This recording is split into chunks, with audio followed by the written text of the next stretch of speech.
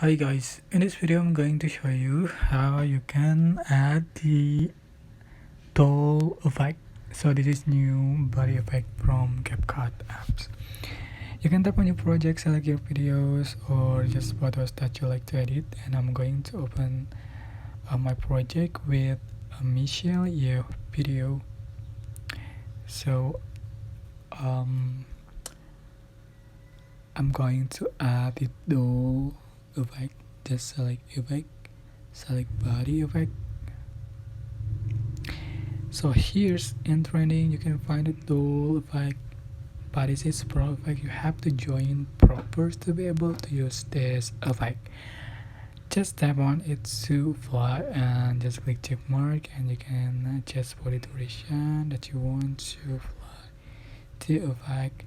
And as you can see, for the final result like so. I hope this tutorial was helpful for you. Don't forget to like, comment, share, and also subscribe. If you have any question, please type in the comment section below. Thank you so much for watching.